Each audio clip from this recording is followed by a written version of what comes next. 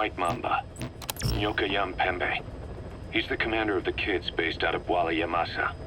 As you know, contract forces of Africa were stationed at that village. Anti-government forces hired CRS to bring kids there from around Africa for training. But at some point, the adults with the PF started dropping like flies. This was right after we arrived in Africa. We don't know the cause. The kids ended up on their own. Must have been like fish out of water. Nothing to eat, no way to get back home. All the adults taught them was how to use a gun. Sure, they could shoot targets, but hunt for food? Not likely. They wouldn't have lasted long. Then the White Mamba showed up. He was faster and stronger than them, a better soldier, and he knew how to lead.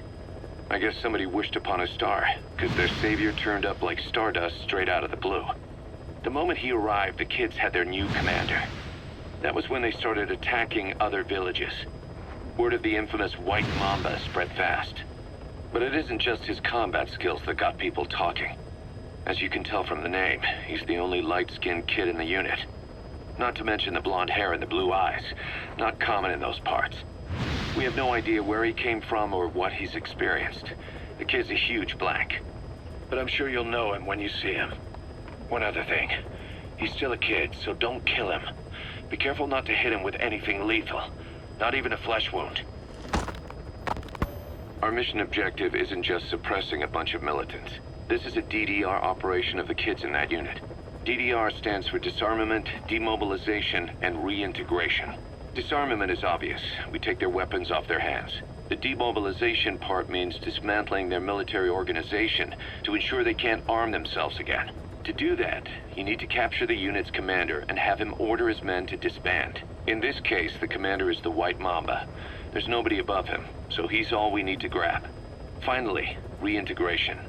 Through education and occupational training, we give them a means to live besides war. A lot of kids born in a war zone don't know any other way to live. So before they find themselves back there, we teach them another skill. I'd like to establish this rehabilitation process at Mother Base. That's why we're bringing those kids back here. It's not so much for their sake. It's for the world that we're trying to create. No other way about it. Those kids are amateurs. Bad for business to have them running around where we're trying to work. Bring them all back if possible. Or as many as you can.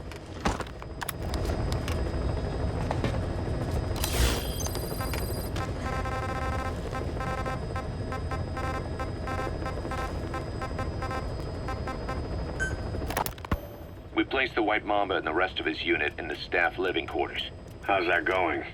It's a disaster, but what else can we do? We've taken away his weapons and banned him from using his nom de guerre. Apparently his real name is Eli. He must feel like we stripped him of his whole identity. We'll let things simmer down. I put a guard on him for now. Still the question is, who is he? Where did he come from? And how has he survived? He's still not talking. No, he won't say a word about himself. But you know, it looks like he speaks English. One of the deck crew called out to him in English, and he said something back. He just lost it all of a sudden, started mouthing off at the guy, in perfect English. He wasn't stringing together words he picked up somewhere. So English is his mother tongue. He could be from the east, or the south, or maybe even further north or south. English is well established in countries all across the continent.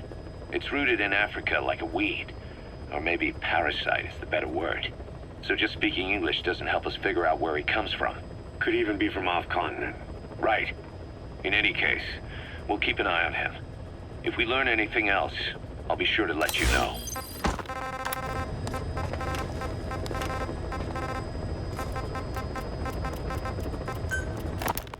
Boss, we've got the results of Eli's genetic tests. We can finally put this worry behind us. We used the PCR technique and conducted DNA fingerprinting of the copied DNA sequences.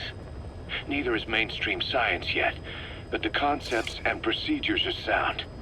Both tests say there is 0% chance that the two of you are blood relatives, meaning the results are negative. He's not your son, nor is he your clone. He's just another person. It was 12 years ago that Zero made plans to clone you. Eli's age and appearance certainly are a good fit. I admit the first time I saw him, I did a double take. But it looks like we were worried for nothing. Eli isn't your clone. Though you might still have one somewhere out there. But if Eli isn't the boss's clone, why does he seem so obsessed with him? Not to mention having one hell of an attitude for his age. I don't know. Learning the truth about himself, cursing the fact he's a clone, bearing a grudge against selfish adults, and coming to hate who he was cloned from. Big boss. If that were really the case, I could understand it. I might even feel a bit sorry for him. But no clone could have a totally different DNA fingerprint.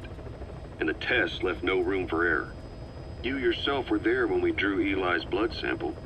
Come to think of it, when we went to OKB-0, he'd snuck onto a chopper and was there. Yeah. He was acting strange even then. Or actually from a little before that time.